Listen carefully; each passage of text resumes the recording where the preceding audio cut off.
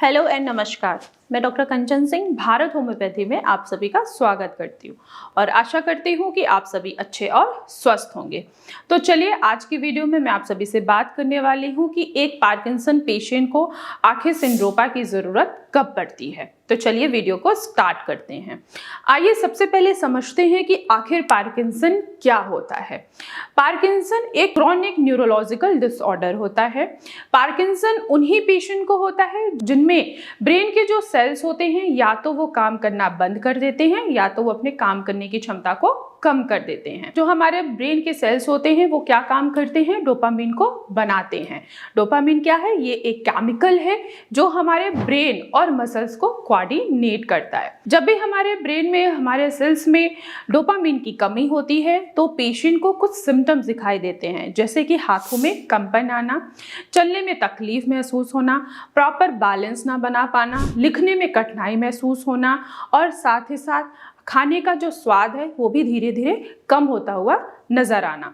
तो ये सारी दिक्कतें होती हैं एक पार्किंसन पेशेंट में। क्यों हो रहा है? क्योंकि डोपामिन की कमी की वजह से हो रहा है। अब डोपामिन की कमी को हमें पूरा करना है तो हमें कोई ना कोई आर्टिफिशियल या बाहर से कोई ऐसे सप्लीमेंट लेना है जिससे डोपामिन धीरे धीरे पूरा हो सके।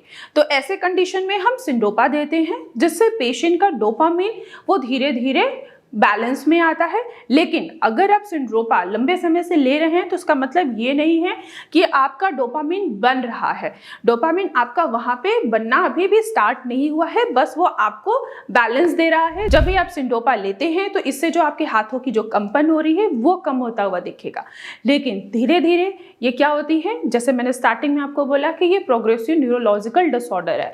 आप सिंड्रोपा ले रहे हैं, इसका कोई परमानेंट ट्रीटमेंट नहीं है। ये धीरे धीरे आपके सिम्टम्स को और भी ज्यादा इंक्रीज करता चला जाता है, यानी कि डोपामिन जो है वो और भी ज्यादा आपका धीरे धीरे कम होता चला जाता है। अब ये कोई सलूशन तो है नहीं, तो आइए चलिए जानते हैं कि हम क्या कर सकते हैं जिससे हमारा जो डोपामिन है वो बनता रहे, ना कि और भी ज्यादा कम होता रहे और वो बैलेंस में रहे। तो फर्स्ट ऑफ ऑल दो चीजें हैं जो बहुत ज्यादा पेशेंट को इम्पैक्ट करती हैं, वो होती है उनकी नींद, दूसरा होता है उनका स्ट्रेस।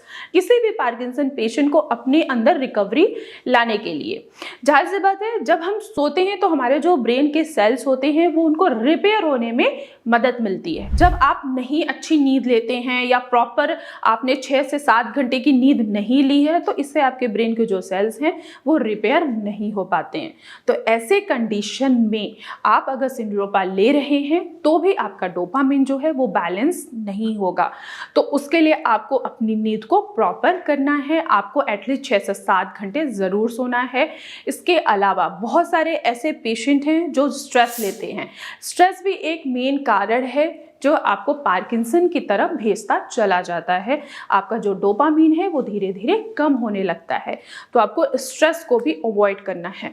बहुत सारे ऐसे पेशेंट हैं स्ट्रेस वो छोटी छोटी बातों का लेते हैं। अगर न्यूज़ देख रहे हैं उसमें अगर कोई नेगेटिव चीज़ें चल रही हैं तो वो सोचना स्टार्ट कर देते हैं। जितना आप सोचेंगे उतना ही आपका डोपामिन बनना कम होना स्टार्ट हो जाएगा या बनना कम हो जाता है।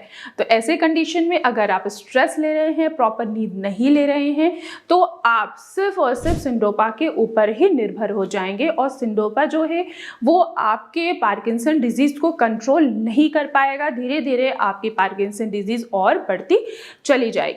तो आपको क्या करना है, आपको ऐसी ट्रीटमेंट लेनी है जिससे आपका पार्किंसन जो डिजीज है वो वहीं पे रुक जाए और डोपामिन धीरे धीरे बनना स्टार्ट हो। तो ऐसे कंडीशन में अगर आप कस्टमाइज होम्योपैथी मेडिसिन लेते हैं तो आपको बहुत ही अच्छा रिजल्ट मिलेगा कि डोपामिन आपका धीरे धीरे क्या होगा, बनना स्टार्ट होगा। इसके अलावा हम और बहुत सारे फैक्टर्स पे काम करते हैं, जैसे कि हमें देखना है कि आखिर कौन सा विटामिन, कौन सा मिनरल जो है वो डिस्टर्ब हो रहा है जिसके वजह से आपके हाथों में कंपन हो रही है या आपका जो डोपामिन है वो दोबारा से इन्हेंस नहीं हो पा रहा है। आपके जो न्यूरॉन्स हैं उनकी न्यूरोप्लास्टिसिटी इन्हेंस नहीं हो पा रही है। तो ये सारी चीज़ें देखने के बाद ही हम कस्टमाइज मेडिसिन प्रोवाइड करते हैं और पेशेंट को अच्छा रिजल्ट भी देखने को मिलता है। इसके अलावा आपको प्रॉपर नींद रखनी है, स्ट्रेस बिल्कुल भी नहीं लेना है। तो मैं आशा करती हूँ कि आप लोगों को समझ में आया होगा कि आखिर सिंड्रोपा हम क्यों लेते हैं।